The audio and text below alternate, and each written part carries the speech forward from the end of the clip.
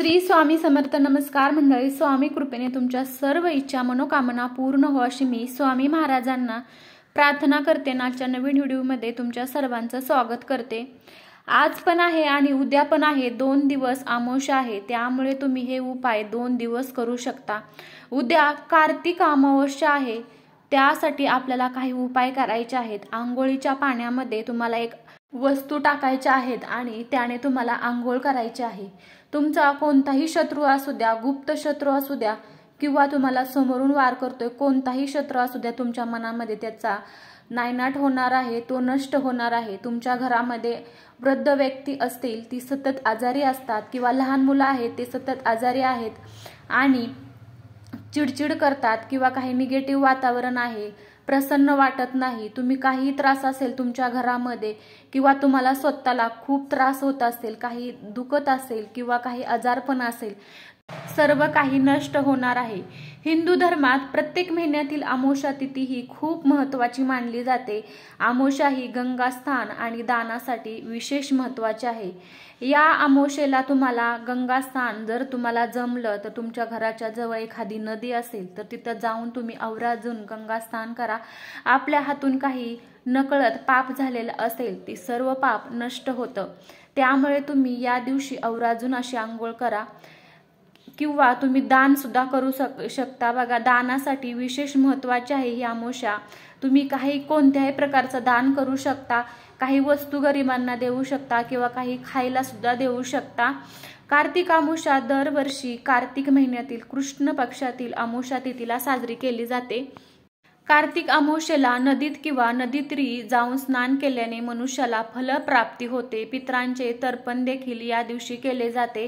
तुम्हाला आंघोळ केल्यानंतर पितरांना तर्पण करायचं आहे.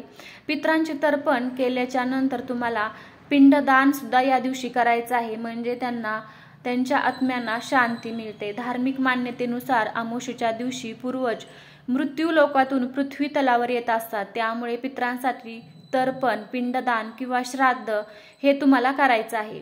त्यामुळे पितृदोष नाहीसा होतो, पितरांचा आशीर्वाद मिळतो. तुम्हाला या दिवशी आवर्जून पिंडदान किंवा तुम्ही तर्पण सुद्धा करू शकता आणि पितरांचा तुम्ही आशीर्वाद सुद्धा घेऊ शकता.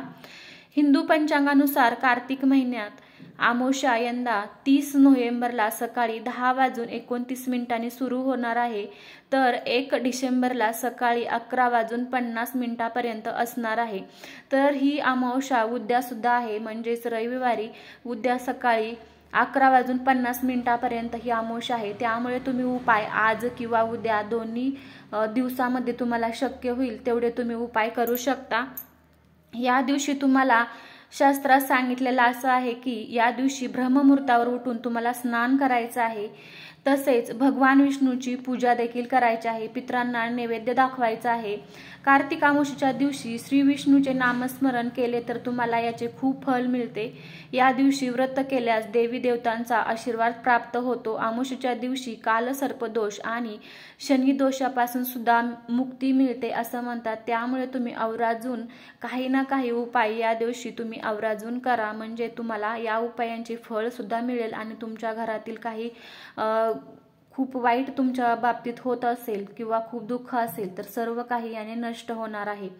तुमच्या घरामध्ये कुणाला साडेसाती असेल शनीची, तर या दिवशी तुम्ही आवर्जून उपाय करा.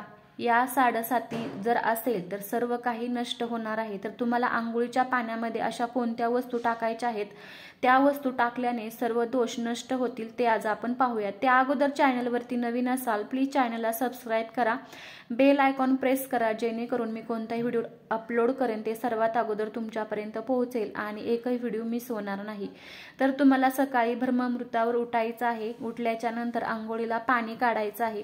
तुम्हाला सर्वप्रथम आंघोळीच्या पाण्यामध्ये तुम्हाला काळे तीळ टाकायचे आहेत. बघा, शनी अमावस्या आहे, त्यामुळे काळ्या तिळाला खूप असे महत्त्व आहे. तुम्हाला जर साडेसातीचा त्रास असेल, कोणताही शनी दोष असेल, काही त्रास असतील तर तुम्ही या आंघोळीच्या पाण्यामध्ये तुम्हाला पहिले काळे तीळ टाकायचे आहेत. काळे तीळ टाकल्याच्या नंतर दुसरी वस्तू म्हणजे तुम्हाला खडे मीठ टाकायचं आहे. खडे मीठ नसेल तर तुम्ही बारीक मीठ आहे ते देखील टाकू शकता.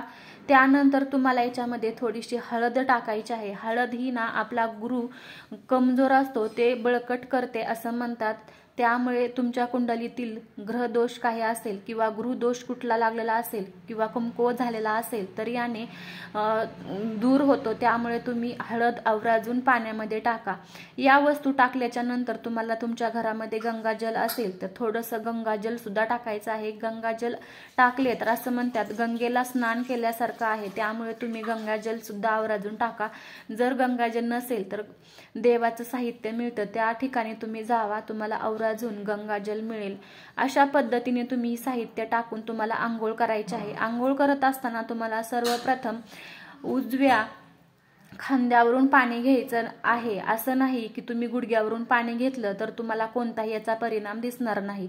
तुम्ही सर्वप्रथम उजव्या खांद्यावरून पाणी घ्यायचं आहे। जर तुम्हाला डोक्यावरून आंघोळ करायची असेल तर सर्वप्रथम तुम्ही डोक्यावरून पाणी घ्यायचं आहे, मग खांद्यावरून घ्यायचं आहे, नंतर डाव्या खांद्यावरून घ्यायचं आहे, मग सर्व अंगावरती पाणी ओतायचं आहे। अशा पद्धतीने तुम्हाला आंघोळ करायची आहे। आंघोळ करत असताना एक मंत्र सुद्धा म्हणायचा आहे, हर हर गंगे हर हर गंगे असे म्हणून तुम्हाला आंघोळ करायचे आहे।